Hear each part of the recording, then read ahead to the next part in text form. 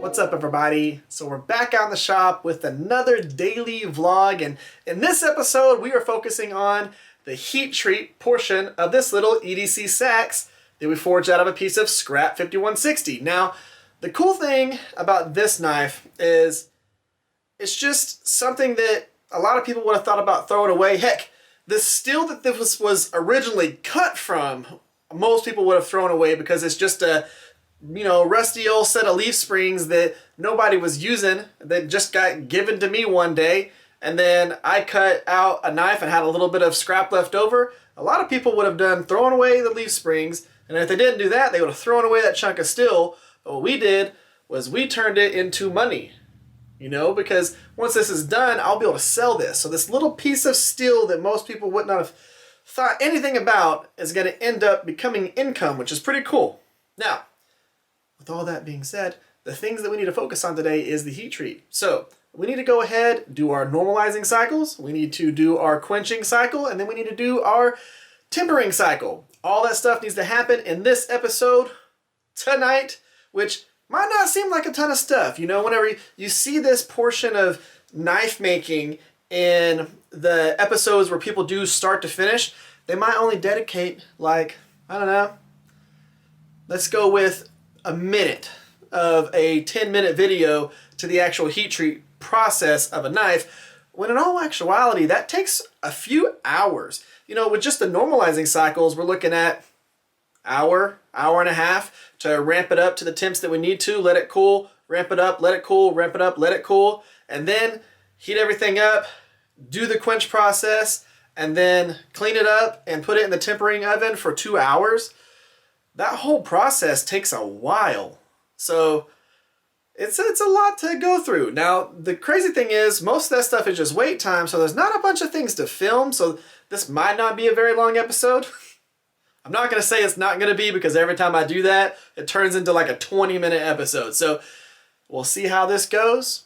Our goal is to get out in the shop, light up the forge, let that thing start warming up, so that we can start our first round of normalizing. So we're going to get out there and get it going.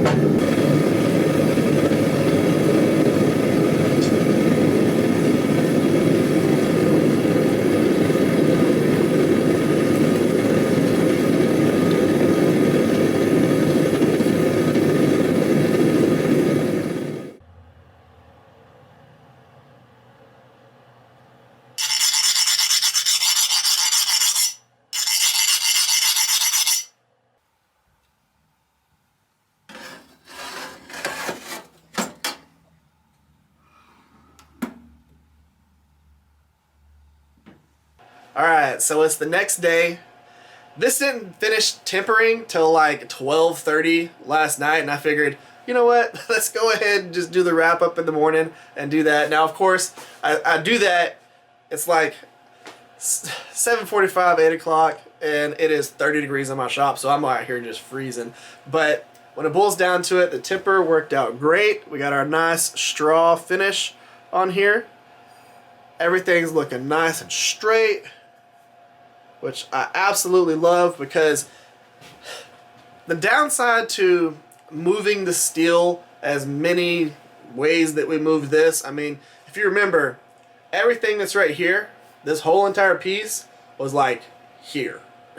We had to push it down and pull the whole entire thing back. So there was a lot of smashing that happened here to get this to where it was. And you can easily end up with warps whenever you go through and you do that much, you know, just modifying of the steel.